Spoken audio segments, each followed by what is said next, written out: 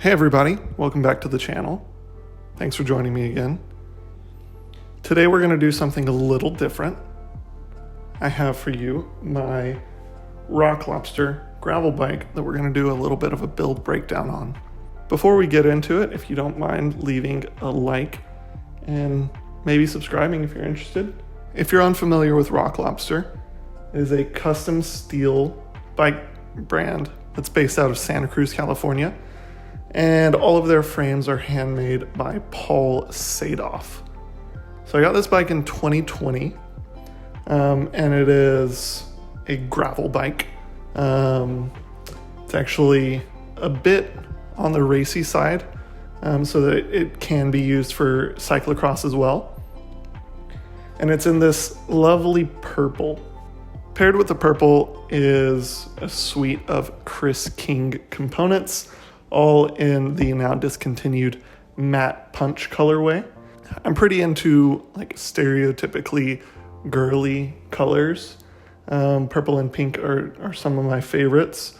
So that's why I spec'd this bike out as I did. As far as components go, this bike is kitted up with a mix of 11-speed Dura Ace and Ultegra Di2 components. So the shifters slash brake levers, as well as the brake calipers and brake rotors, are all Dura Ace, whereas the crankset and the rear derailleur are Ultegra. The rear derailleur is actually Ultegra RX, which is their clutched rear derailleur. This is before GRX had come out, so I ended up using Ultegra RX so that I could have a clutch on the rear, as this is a bike mainly made for off-road riding, and it's one by, so I didn't want to be dropping my chain. The crankset is also Ultegra, and it has a Wolf Tooth Components 42 tooth narrow wide chain ring on it. I haven't had any issues with that 42 tooth chain ring, no chain drops or anything, and I've really enjoyed having it. The bike is also kitted out with a Pro Cockpit. Pro is a Shimano subsidiary, mainly for their handlebars, stems, seat posts. They also make some bags and stuff like that. But this bike has a 44 centimeter Pro Vibe carbon fiber handlebar. It has their alloy Pro Vibe stem in a 120 millimeter length. Right now it's set up as a -6 degree angle, and then a setback Pro Vibe carbon seat post. You can see that there is a decent amount of stack right here.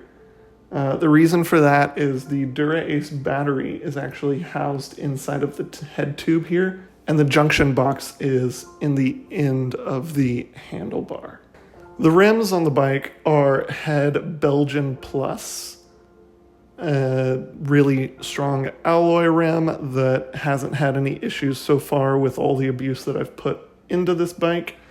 And it's laced to those Chris King hubs. Now you can't say Chris King hub without getting a sound check. So let me do that for you real quick on the rear.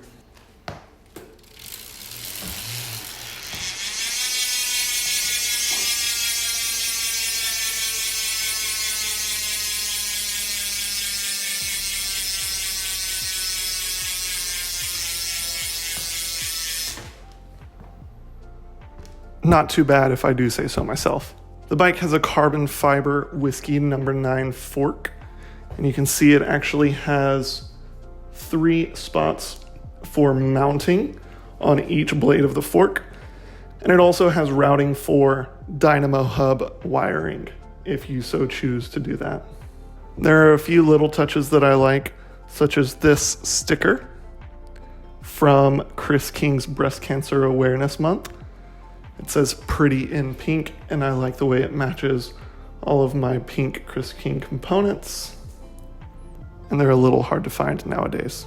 I do run the bike with a Silca frame pump, and it does have the nipple on the head tube for that frame pump to make sure it just never drops. I also have a Physique seat post clamp with a matching Physique seat post height marker, so that anytime I travel, I never have an issue with finding exactly where I need to put my seat post back to. I use King cages for water bottles. I haven't had any issues with bottle drops on this bike, and I've taken it over some really rough terrain. On the underside of the down tube, it has helicopter tape to protect the paint from any damage, large rocks that you'd come across on your standard bikepacking or gravel race course. Up front, the wiring for the Di2 and the brake hose is heat shrinked together, just for a cleaner look and maybe some imaginary aerodynamic gains. I generally go back and forth between Physique and Zip service course bar tape. I do like to put the Physique on just to match the seat post clamp and the seat post marker, but I also do like the service course CX bar tape. Lately I have been running the Terravale Washburn tires in a 38mm wide spec, and I use Orange Seal as the sealant for these tires. I've taken this bike on quite a few different adventures, including the East Texas Showdown bikepacking race and the Central Texas Showdown bikepacking race, and it has handled both flawlessly. I appreciate you checking in. I hope you enjoyed the video. If you did, please give a like and subscribe. It does help us out as a small channel. Leave a comment down below if you'd like to see a build breakdown of my CAD 13. I appreciate you stopping by. Hope you have a great rest of your day.